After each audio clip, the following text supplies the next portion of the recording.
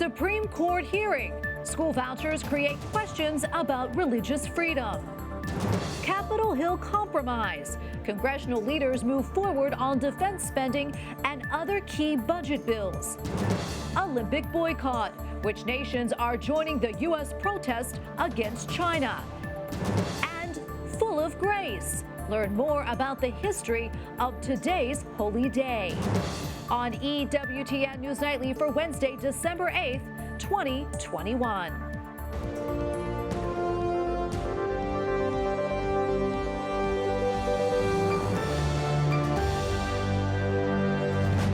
Thank you so much for being with us tonight on the solemnity of the Immaculate Conception of the Virgin Mary. I'm Tracy Sable. The U.S. Supreme Court hears oral arguments today in a case which raises questions about religious freedom and separation of church and state. The case, Carson versus Makin, involves school choice in the state of Maine, which is tied to state-funded tuition aid in settings where public schools are not available. The key question is whether families who receive state vouchers can apply them to private religious schools for their children. And joining me now is Amy Howe, co-founder of SCOTUSblog. Amy, welcome back. Great to see you as always. I'd like to get your thoughts on how things went today at the Supreme Court and what stood out to you.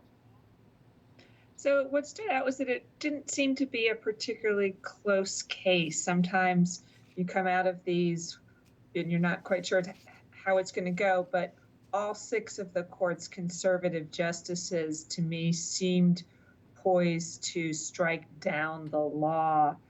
There seemed to be a perception that this law discriminated against religious families and religious schools. Back in 2020, the Supreme Court had ruled that states don't have to provide public funding for private schools. If they do, that they can't discriminate against schools just because they're religious.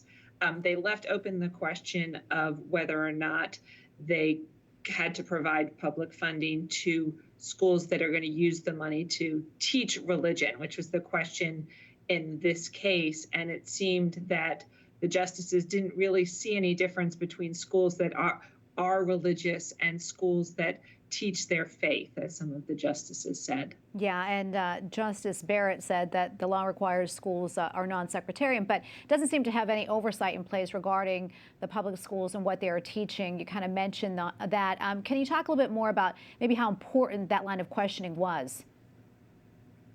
Yeah, so the Maine's argument was that this was really kind of a very unusual system, and it is an unusual system. And Maine had defended the law, saying that what we're doing, Maine is a rural state. Some parts are very sparsely populated. And so some school districts don't provide a public school, particularly at the secondary level, and instead they contract out or they provide vouchers for families to attend another public school or a private school of their choice. But they say you can't use it to attend a sectarian school because it's not the rough equivalent of a public education. They say we're just trying to ensure that the students get the same education that they would if they were in public school. And that really didn't fly with the justices for a variety of reasons. The justices were skeptical about what that meant to get a public education. Justice Clarence Thomas said, wouldn't the public education not be concerned with religion, but with academic interests? But it really all came down to, for most justices, to the idea that this discriminated against religion and against religious schools, that there's really not a distinction between whether or not a school is religious and whether or not it teaches religion. The Chief Justice, John Roberts, talked about 2 schools. He said, one that doesn't have as part of its faith the idea of teaching students about religion, and one that does. And if the second school can't get public funds under a program like Maine, you're really just punishing it for its beliefs, he said. You're discriminating based on beliefs. And so there's really not a distinction between religious status and religious use. Yeah, I mean, not a whole lot of time left, but I'm curious, prior to 1980, families in Maine did have the option to use state-funded tuition money to send their children to faith-based schools. What changed, ultimately leading to this current case in the Supreme Court? So there was an opinion by Maine's Attorney General that providing funding for parents to send their kids to religious schools would itself violate the Constitution, the Constitution's Establishment Clause. And so that was the change. Okay, all right. Well, Amy, thank you so much for your time today. We really appreciate your analysis as always. Thanks for having me. President Joe Biden flew to Kansas City, Missouri today to push his recently passed infrastructure bill, but it is what he said before he left that is making news tonight, specifically regarding his 2-hour conversation with Russian President Vladimir Putin. White House correspondent Owen Jensen reports. Owen? Tracy, good evening to you. President Joe Biden told reporters today before walking over to Marine One on the South Lawn that he is absolutely confident that Russian President Vladimir Putin got the message concerning Ukraine. On his way to Kansas City, Missouri, President Joe Biden stops and tells reporters he did not mince words in his secure video meeting with Russian President Vladimir Putin yesterday. It was polite, but I made it very clear. If in fact he invades Ukraine, there will be severe consequences. Severe consequences. Economic consequences like none he's ever seen. President Biden told reporters he also made it clear to President Putin that the U.S. would provide defensive capabilities to the Ukrainians as well.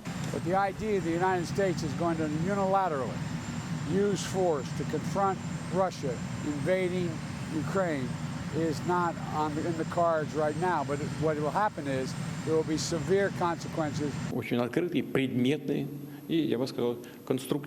Today, while meeting with Greece's Prime Minister, Russian President Putin repeated he has no intention of invading Ukraine. And he described his conversation with President Biden as very open, specific, and constructive. But Republican Senator Ted Cruz tweeted today, "If we see tanks in the streets of Kiev, it will be because Joe Biden surrendered to Putin."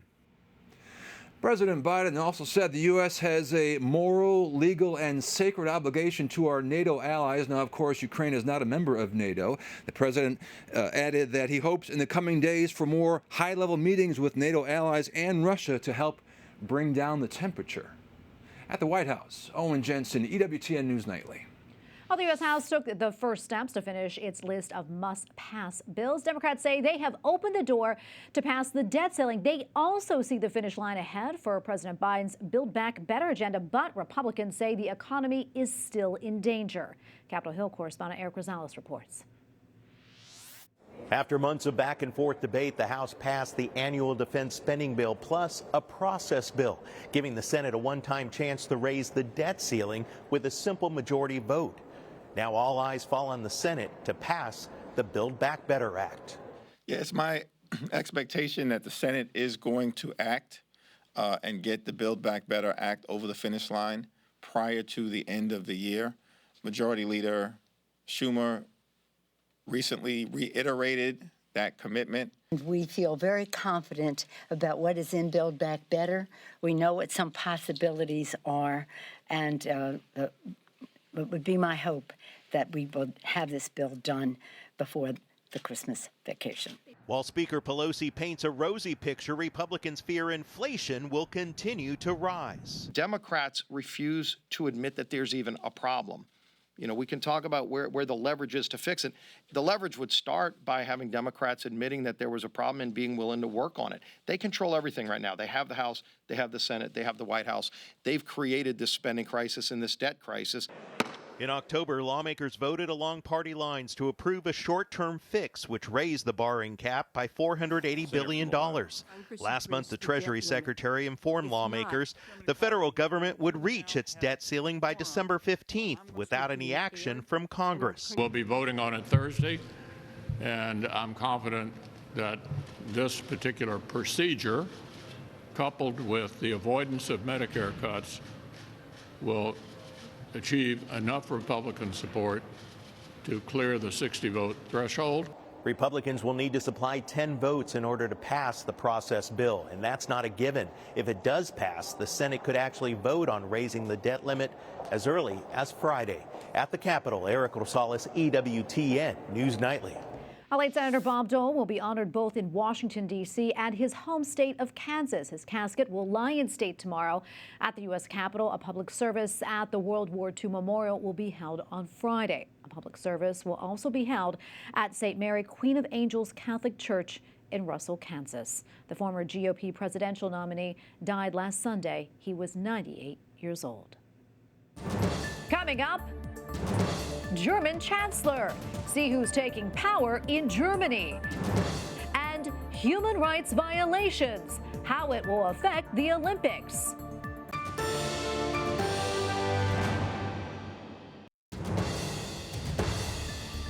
A meeting at the Vatican between the Holy Father and Indigenous Canadians has been postponed because of the new coronavirus variant. A delegation had planned to travel to Rome next week. They were expected to discuss decades of abuse of Indigenous children at church-run boarding schools. While Germany's new chancellor is officially appointed. Und die Unterschrift. Herr Bundeskanzler, meinen ganz herzlichen Glückwunsch.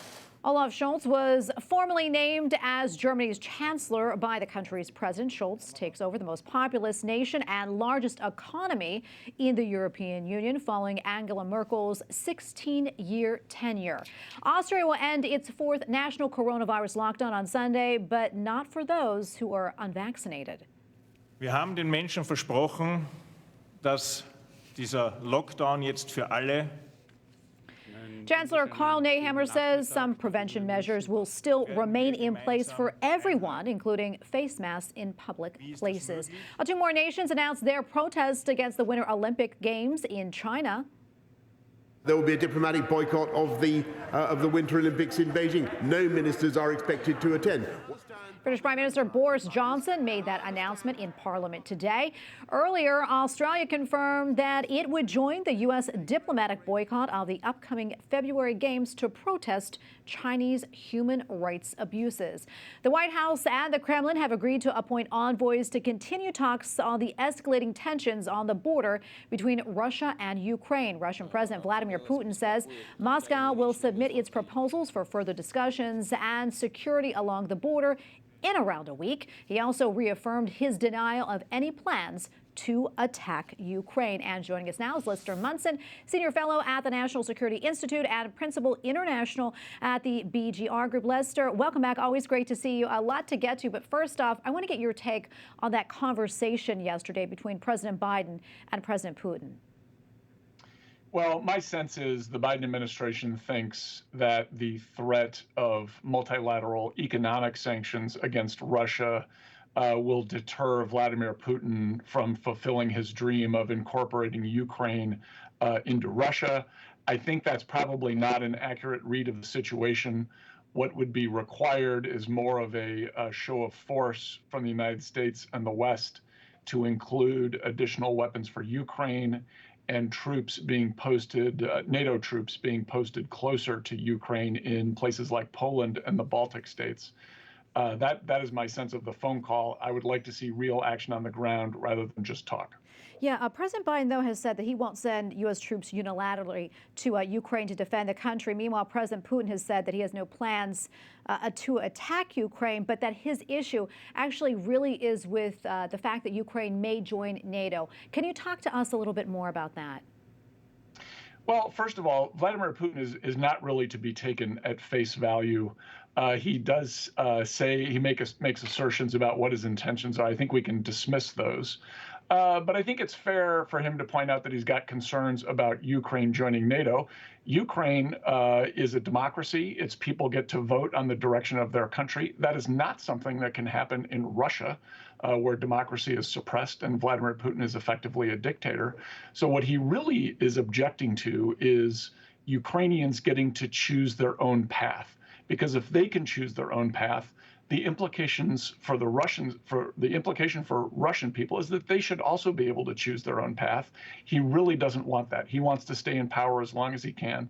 So this is, in many ways, the freedom in Ukraine is a direct threat to Putin personally. And Lester, there are critics who say, you know, we have enough going on in our country right now. We really don't need to be getting involved in maybe a possible another conflict overseas. I'm wondering, what would you say to that? And ultimately, how do you think this is going to play out? Well, we should only get involved in a conflict such as this as an absolute last resort. We should be pursuing every other option first. Having said that, a demonstration of strength, of showing support for Ukraine and its nearby allies would go a long way towards mitigating the chances of war later. So I do think it's right for people to be concerned about that, but I think that means we should be showing a robust willingness to do what it takes to deter this aggression from Russia. I think people are right to think that we should be focused on problems here at home, but we also need to understand that that these events in the world do affect us here at home. The United States is the world's leading power. We are 22 or 23% of the world economy with only 4% of the world's people. So things that happen in the world matter here for us. If we do not have a rule of law-based system internationally, that's bad for Americans. Yeah, I want to switch gears here just ever so slightly. You mentioned Poland, and there is some tension right now between Poland and Belarus relating to their border. What more can you tell us about that? And could that situation there escalate into an armed conflict? Well, I certainly hope it doesn't. Belarus is very cynically using immigrants as a way to destabilize its neighbor Poland along the border. Poland is very concerned about these folks who are not Belarusians. They're not from the area. They're from the Middle East coming into their country. They've effectively stopped them at the border.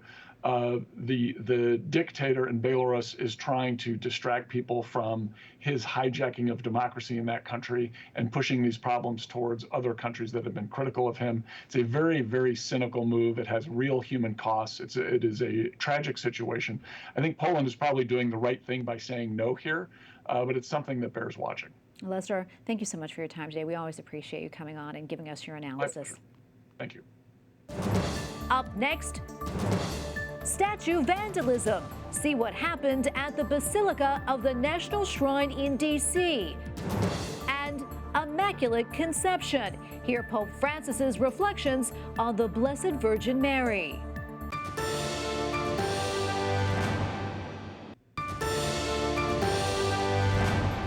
Today marks the end of the year of St. Joseph. One Catholic scholar says Christ's Father on earth is a model for trusting completely in the will of God.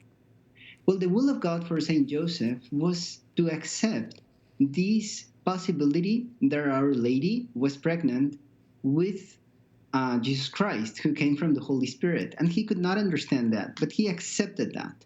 And because of that, he is a model of every faithful. He is someone who accepts the will of God and makes it his own will. Father Christian Mendoza also says that Christ is a model of accepting the will of God through his passion and death. The Holy Father made the designation of a year of St. Joseph on the 150th anniversary of St. Joseph being named patron of the Universal Church. Well, church vandalism, unfortunately, has struck at the Basilica of the National Shrine of the Immaculate Conception in Washington, D.C. Footage from a security camera showed a man scaling a fence which protects the Rosary Garden outside of the Basilica building Sunday night. He broke the nose and hands from the statue of Our Lady of the Rosary and then fled with the pieces.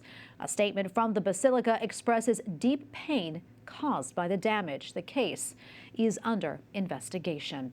And as we mentioned, today is the Feast of the Immaculate Conception, and Pope Francis says one way to attract the attention of God is to be humble like the Blessed Virgin.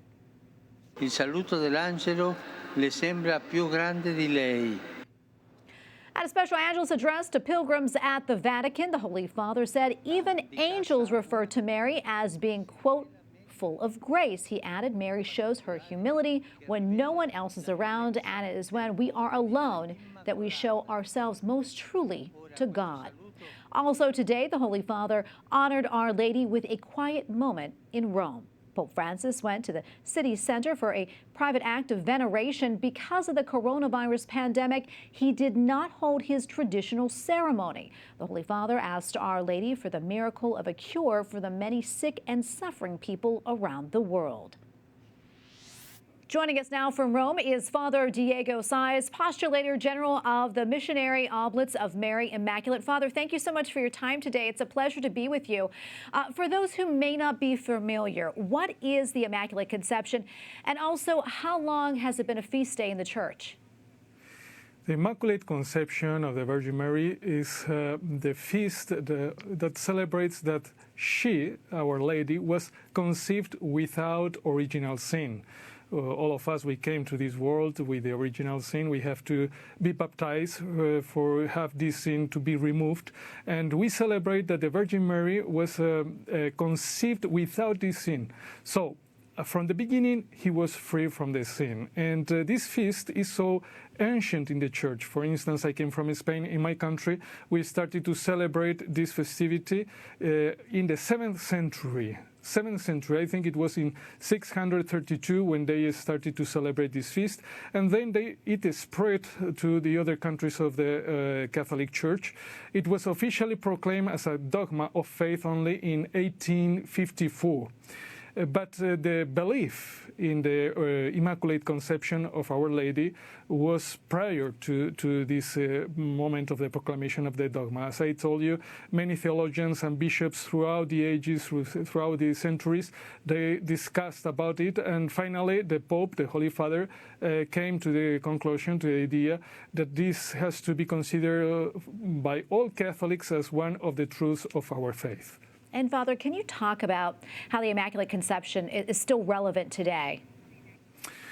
When we look at our life and when we look at the world, we so often notice what it is wrong in our lives and what it is wrong in the world. Sometimes some kind of feeling of the discouragement came to us. No, I cannot change my life. I cannot change the world. So to have the Immaculate Conception of Our Lady in front of our eyes, it allows us to see the end that is waiting for all of us. At the end, God will prevail over the sin and over what it is bad and wrong in this world.